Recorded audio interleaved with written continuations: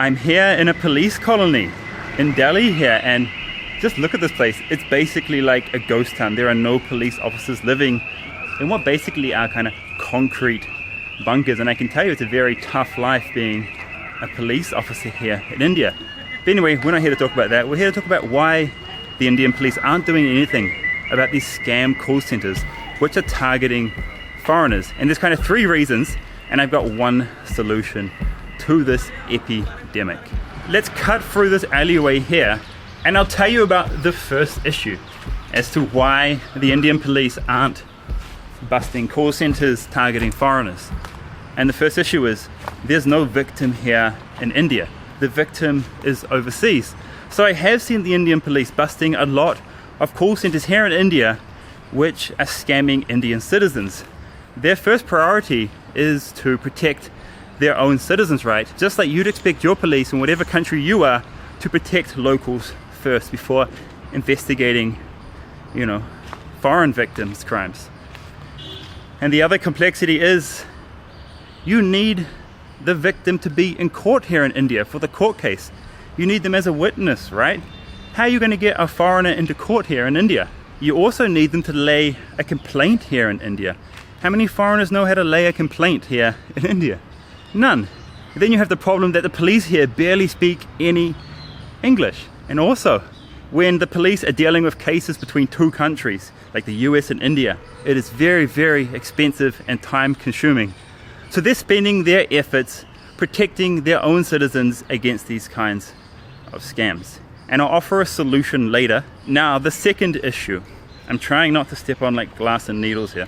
The second issue is the problem is an epidemic here. There are so many scam call centers.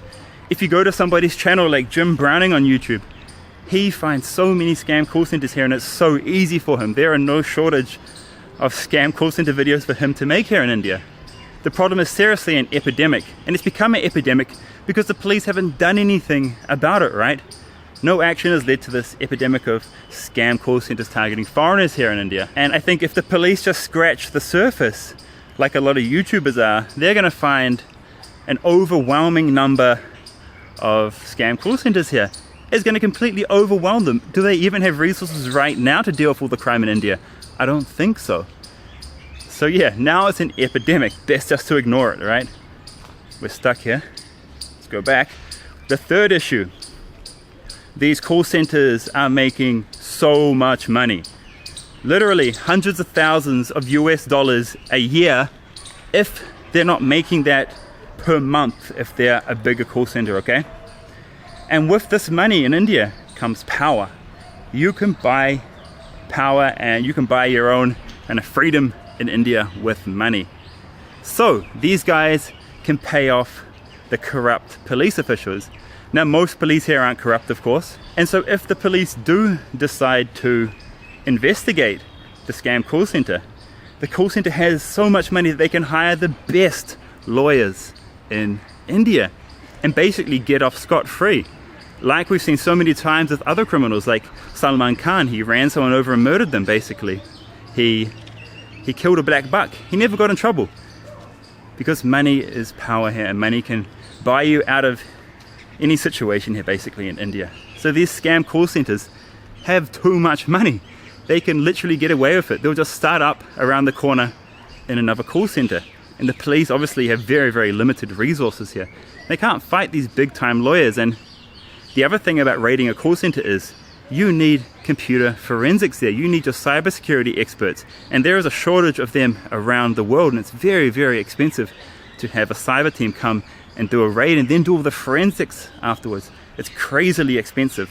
You can't just send normal cops to these raids. And if you do, that's when these call center guys get off, because they'll always find an error in the police's work here in India if you don't send in the experts, right? And that is exactly what is happening here.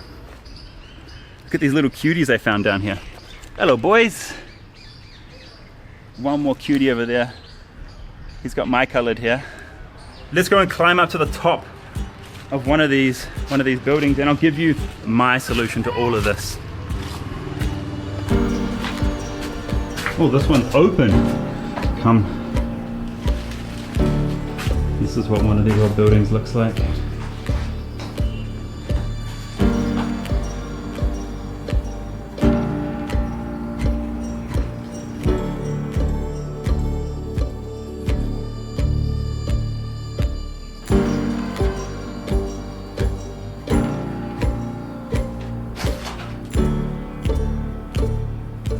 There's really nobody in these buildings anymore.